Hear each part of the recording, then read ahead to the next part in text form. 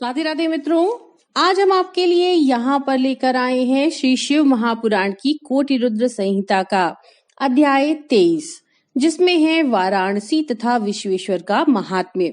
तो चलिए शुरू करते हैं। सूची कहते हैं, मुनीश्वरों, मैं संक्षेप से ही वाराणसी तथा विश्वेश्वर के परम सुंदर महात्म्य का वर्णन करता हूँ, सुनो। एक समय की बात है कि पार्वती देवी ने लोकहित की कामना से बड़ी प्रसन्नता के साथ भगवान शिव से अविमुक्त क्षेत्र और अविमुक्त लिंग का महात्म्य पूछा। तब परमेश्वर शिव ने कहा, यह वाराणसी पुरी सदा के लिए मेरा गुह्यतम क्षेत्र है और सभी जीवों की मुक्ति का सर्वथा हेतु है। इस क्षेत्र में सिद्धगण सदा मेरे व्रत का आश्रय ले नाना प्रकार के वेश धारण किए मेरे लोक को पाने की इच्छा रखकर जितात्मा और जितेंद्रिय हो नित्य महायोग का अभ्यास करते हैं। उस उत्तम महायोग का नाम है पाशुपत योग। उसका श्रुतियों द्वारा प्रतिपादन हुआ है। वह भोग और मोक्ष रूप फल प्रदान करने वाला है। हे महेश्वरी, वाराणसी पुरी में निवास करना मुझे सदा ही अच्छा लगता है, जिस कारण से मैं सब कुछ छोड़ काशी में रहता हूँ। उसे बताता हूँ, सुनो। जो मेरा भक्त तथा मेरे तत्व का ज्ञानी है, वे दोनों अवश्य ही मोक्ष के भागी होते हैं। उनके लिए तीर्थ की अपेक्षा नहीं है। विहित और अविहित दोनों प्रकार के कर्म उनके लिए समान हैं। उन्हें जीवन मुक्त ही समझना चाहिए।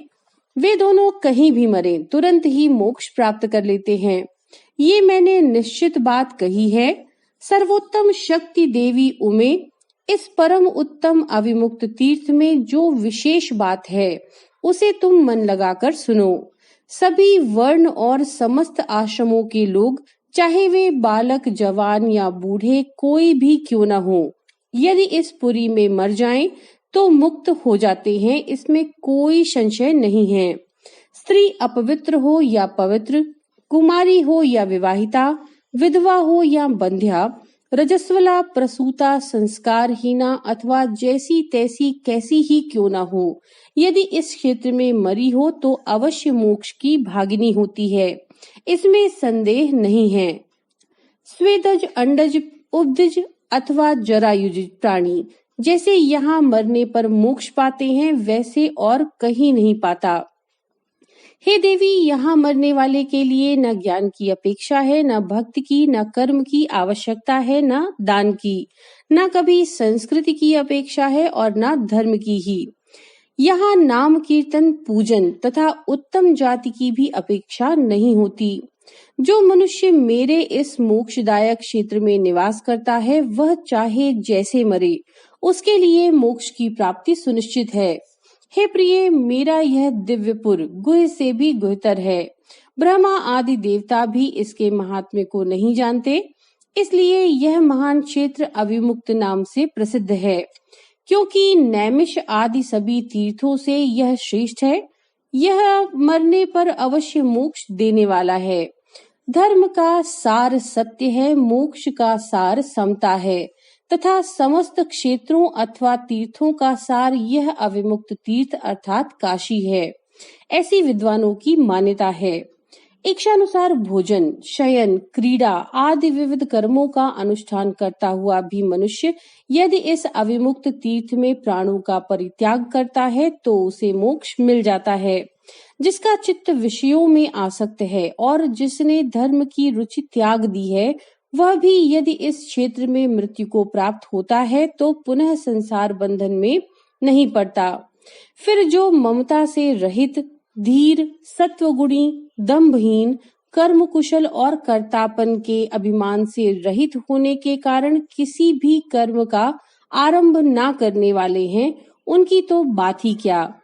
वे सब मुझ में ही स्थित हैं। इस काशीपुरी में शिव भक्तों द्वारा अनेक शिवलिंग स्थापित किए गए हैं। वे संपूर्ण अभीष्टों को देने वाले और मोक्षदायक हैं।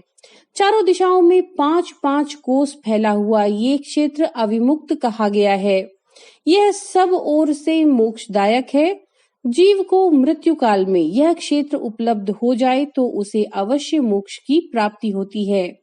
यदि निष्पाप मनुष्य काशी में मरे तो उसका तत्काल मोक्ष हो जाता है और जो पापी मनुष्य मरता है वह काय व्यूहों को प्राप्त होता है। उसे पहले यातना का अनुभव करके ही पीछे मोक्ष की प्राप्ति होती है। जो इस अविमुक्त क्षेत्र में पातक करता है वह हजारों वर्षों तक पैरवी यातना पाकर पाप का फल भोगने के पश्चात ही मोक्ष को पाता है। शतकोटि कल्पों में भी अपने किए हुए कर्म का क्षय नहीं होता। जीव को अपने द्वारा किए गए शुभाशुभ कर्म का फल अवश्य ही भोगना पड़ता है। केवल अशुभ कर्म नरक देने वाला होता है, केवल शुभ कर्म स्वर्ग की प्राप्ति कराने वाला होता है तथा शुभ और अशुभ दोनों कर्मों से मनुष्य योनि की प्राप्ति बताई गई है।